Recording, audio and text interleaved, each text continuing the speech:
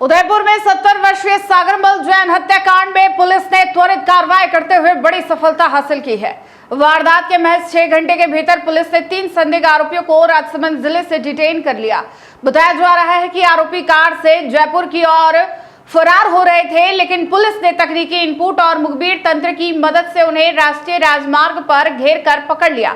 फिलहाल तीनों से गहन पूछताछ जारी है।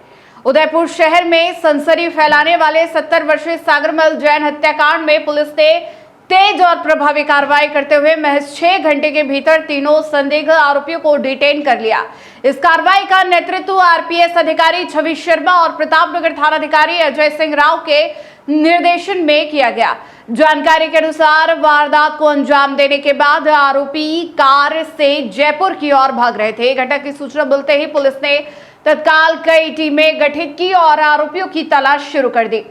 तकनीकी सर्विलांस, मुखबिर तंत्र और लगातार फील्ड मॉनिटरिंग के जरिए आरोपियों की लोकेशन ट्रेस की गई। इसके बाद राजसमंद जिले में केलवा और राजसमंद के बीच राष्ट्रीय राजमार्ग पर घेराबंदी कर पुलिस ने तीनों आरोपियों को हिरासत में ले लिया। आरोपियों को डिटेन कर पूछताछ शुरू कर दी गई है। पुलिस अब हत्या के पीछे की वजह, पूरी साजिश और इसमें शामिल अन्य संभावित लोगों की भूमिका की भी गहन जांच कर रही है। गौरतलब है कि मंगलवार देर शाम ओसवाल प्लाजा के पीछे 70 वर्षीय सागरमल जैन पर कथित रूप से जानलेवा हमला किया गया था। गंभीर हालत में उन्हें महाराणा भोपाल चिकित्सालय ले जाया गया, जहां डॉक्टरों ने उन्हें मृत घोषित कर दिया। घटना के बाद जैन समाज में भारी आक्रोश फैल गया था। समाज के विभिन्न संगठनों ने आरोपियों की शीघ्र गिरफ्तारी की मांग करते हुए अंतिम संस्कार तक रोकने का निर्णय लिया था। पुलिस की इस त्वरित कार्रवाई से मामले में महत्वपूर्ण सफलता मिली है। अब जांच एजेंसियां आरोपियों से पूछताछ के आधार पर हत्या के पूरे घटनाक्रम और उसके पीछे की मंशा का खुलासा करने में जुटी है। मामले में आगे की कानूनी कार्रवाई जारी है।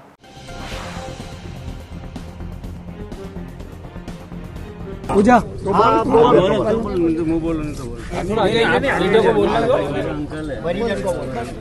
मेरा मकान ओसवाल नगर में मकान नंबर 54 स्थित है। मेरा नाम राहुल मेहता है और जिनकी डेथ हुई है वो मेरे पिता सागरमल मेहता है। और मेरे मकान के पीछे मकान नंबर 57 पर कैलाश कुंवर राव और उनके जमाई प्रवीण सिंह आसोलिया के द्वारा अवैध निर्माण करवाया जा रहा था और 4 मंजिला इमारत बिना सेटबैक छोड़े अवैध रूप से खड़ी करी जा रही थी, जिसके लिए हमने यूडीए में लगभग 25 से 30 बार एप्लीकेशन दी, 40 से 50 बार शिकायत दर्ज करी। मौखिक रूप से 181 पर सेक्रेटरीट पर कई बार शिकायतें दर्ज करी। उसके पश्चात भी कोई कार्रवाई नहीं हुई। उसके बाद में हमें न्यायालय का रुख करना पड़ा। हमने न्यायालय में सिविल मुकदमा दायर किया। सिविल मुकदमा दायर करने के पश्चात जब न्यायालय ने स्टे ऑर्डर दे दिया, तब भी इन्होंने पुलिस प्रशासन से या प्रशासन यूडीए के अधिकारियों से मिलीभगत करते हुए संपूर्ण रूप से अवैध निर्माण कार्य करते रहे, दादागिरी करते रहे और बार बार ये कहते रहे कि मेरा बहुत ऊपरी लेवल तक अप्रोच है, मेरा बहुत ऊपरी लेवल तक पहचान है, तुम मेरा कुछ नहीं बिगाड़ पाओगे और अगर मेरे मकान को कुछ भी होता है तो मैं तुम दोनों बाप बेटों को मौत के घाट उतार दूंगा। इस संबंध में प्रतापनगर थाने में भी उसने एक बार झूठी रिपोर्ट दर्ज कराई, जिसके समक्ष हम वहां पर प्रस्तुत हुए और हमने जब रिपोर्ट दी तो पूरा मौका बदल गया। तो उसने प्रतापनगर थाने से उन्होंने गुमराह किया। गुमराह करने के बाद में जब यूआईटी ने इस मकान को सीज कर दिया था, सीज करने के पश्चात इन्होंने यूडीए अधिकारियों को कुछ पैसे खिलाए। पैसे खिलाने के पश्चात और अपने पैसा और पावर का यूज करते हुए वो उस अवैध और सीज किए हुए मकान पर काम चालू रहा। उसके बाद में हमने कोर्ट में एप्लीकेशन दी। कोर्ट में हमने जब अर्ली हियरिंग की एप्लीकेशन लगाई तो कोर्ट ने माननीय न्यायालय ने कमिश्नर नियुक्ति करी। कमिश्नर नियुक्ति जब हुई तो इसने पहले से ही मेरे पिताजी को धमकियां देना चालू कर दी कि अगर कमिश्नर नियुक्ति हुई और मेरे मकान पर कोई कार्यवाही होने की आशंका हुई तो मैं तुम दोनों बाप बेटों को मौत के घाट उतार दूंगा। कल कमिश्नर साहब मौके पर पधारे और मौके पर उन्होंने जायजा लिया। उन्होंने देखा कि जो रिपोर्ट चारों तरफ की बनी वो पूरी रिपोर्ट कानूनी रूप से बनी।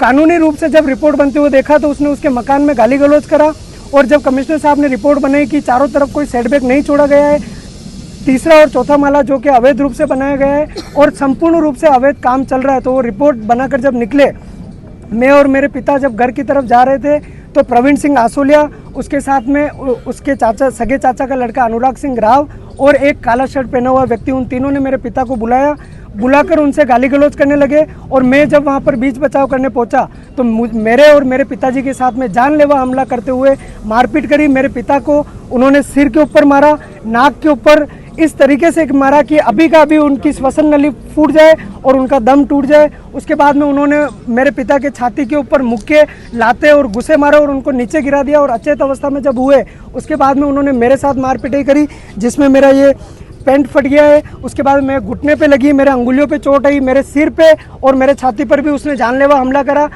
गनीमत ये रही कि मैं बच गया और उन्होंने जब हो हल्ला करते हुए देखा तो उन्होंने कार को पकड़कर और तीनों जने, प्रवीण सिंह आसोलिया, अनुराग सिंह राव और उसका एक साथी, तीनों जानबूझकर, जब मैंने ये बोला कि मैं प्रतापनगर थाने में रिपोर्ट दर्ज करूंगा तो जानबूझकर वो तीनों पहले प्रतापनगर थाने का रुख किया। जो मुझे पुलिस प्रशासन ने बताया कि वो भी वहाँ पे आए थे और पुलिस प्रशासन ने इस मौके का संज्ञान नहीं लेते हुए, जबकि उनको पता था कि ये मौका काफ़ी टाइम से चल रहा है और इनका केस चल रहा है, उन्होंने उसको लाइटली लेते हुए उन तीनों को खाली छोड़ दिया और वो तीनों वहाँ से मौके से फरार हो गए। मैं मेरे पिता को अचेत अवस्था में लेकर यहाँ पे हॉस्पिटल में आया और हॉस्पिटल में जब पहुंचे और डॉक्टर साहब ने प्राथमिक उपचार किया तो ये पाया गया कि उनकी डेथ हो गई। और उन्होंने और मेरी सबसे पहली मांग ये है कि प्रतापनगर थाने में सदियों से मिलीभगत चलती आ रही है, काला कानून चल रहा है, वहाँ पर कोई किसी मुजरिम के खिलाफ कोई कार्रवाई नहीं होती है।